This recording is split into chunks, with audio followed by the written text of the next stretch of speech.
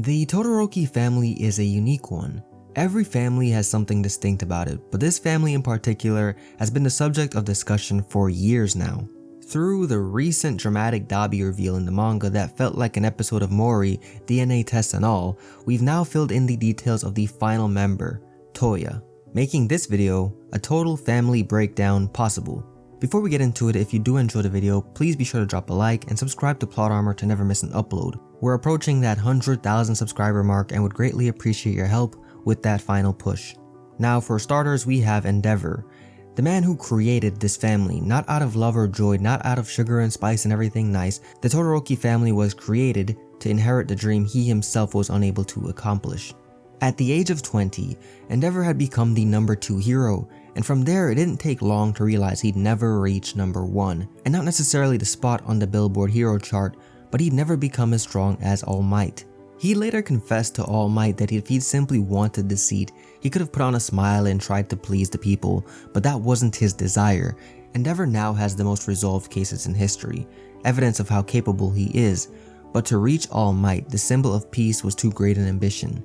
And not just for Endeavor, but for anyone really. No one could compete with the former pillar of society, All Might. Endeavor's pride though pushed him to commit terrible acts in hopes of accomplishing his dreams through a successor of his own. And when you think about it, the idea of a successor is central to the story of My Hero Academia, the three main ones being Midoriya, Shoto, and Shigaraki. The story is about the future, the passing of the torch from the old to the new. The one to help Endeavor with this ridiculous plan was Rei Todoroki. The two had a quirk marriage, a marriage with the purpose of fusing quirks or passing down a particular quirk to children. Endeavor's quirk Hellfire's downside is overheating. The plan was to fuse it with an ice quirk, allowing his child to access his fire and also be able to cool down their body. A plan he'd eventually see through with Shoto, but it of course didn't come so easy. Endeavor was throughout his marriage abusive to both Rei and the children, the failures, and even the successful creation, Shoto. We'll come back to Rei at the end once we're discussing Shoto. Up next is the first child, Toya Todoroki.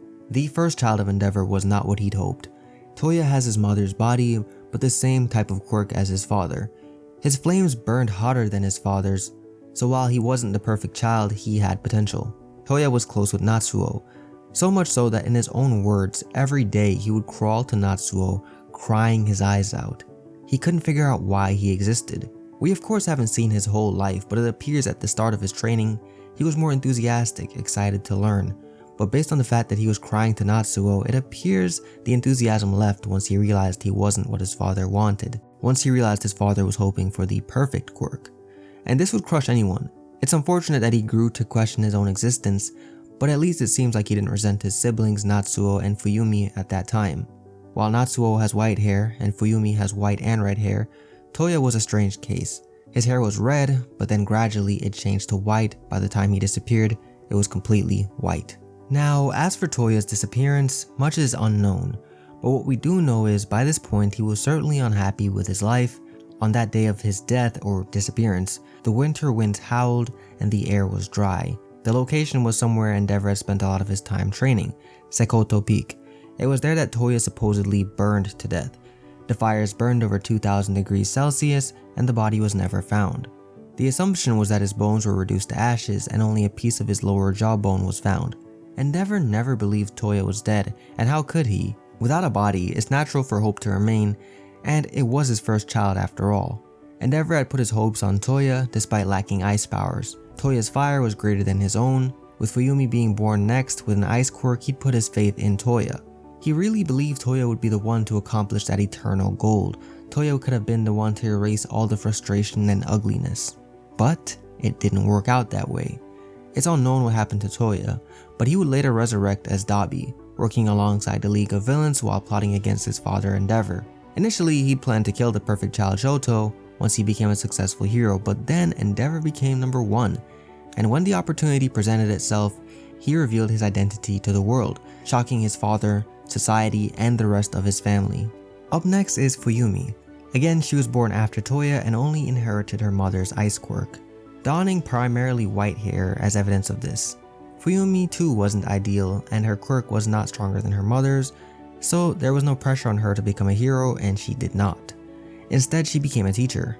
During the absence of her mother, she took on somewhat of a motherly role in the family, becoming the one to try and hold things together while she too, like Natsuo, has her grievances against her father. She does do her best to get along with him for the sake of the family. She's been one to try and keep it together and does deserve a lot of respect for that because in that type of situation, as you can imagine, it's not easy. After Fuyumi, we have Natsuo, the sibling Toya was closest to. Natsuo, more than anyone, Toya aside, resents Endeavor for the abuse, for separating Shoto from them, and basically everything bad that has happened in this family. And hey, I know it's not good to live with hate, but can't blame the man. Natsuo too did not become a hero. He instead is currently a college student. Like Fuyumi, he loves his family, but he has a hot temper when it comes to his father. The two can hardly talk at all, and that's just how bad it is. But again, you can't really blame him. Lastly, we have Shoto, the final and perfect child, the one we know the most about. As a child, he was isolated from his siblings, who were deemed failures and forced to train under his abusive father. By this point, Rei was growing mentally unstable and finally snapped when she saw a resemblance of Endeavor in Shoto, giving him that scar on his face when she dashed hot water on him. Now, she did quickly realize what she had done was wrong and tried to cool off his burn, but it was too late. The damage had been done, and as we can all see today, he does have this scar. She would be removed from the home and placed into some type of hospital, where she remains to this day. Eventually, the two would reconnect in person and grow close, and the family as a whole, Endeavor aside, connected like never before. Shoto, for the longest time, refused to use his father's fire abilities as a way to reject him, but eventually he came to realize that his quirk is his own, and that he can use it to become whatever he desires. This was honestly thanks to Midoriya's Madman showcase during the sports festival, but who knows, it might have eventually happened anyway. Prior to the recent Toya developments, the family was in a weird place. Endeavor had decided to step away from the family essentially, instead of trying to force them to accept him or in any way kind of forgive him. Where they'll stand now after the Toya incident remains to be seen. It's quite possible this will bring them all closer, but it's also just as likely it'll pull them further apart, especially Natsuo. Regardless, the Todoroki family will continue to be of intrigue.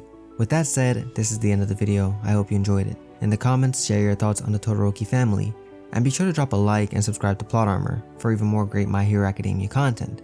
And to further support the channel, be sure to check out our Patreon link in the description. Until next time, I'm KJ, have a great day, goodbye.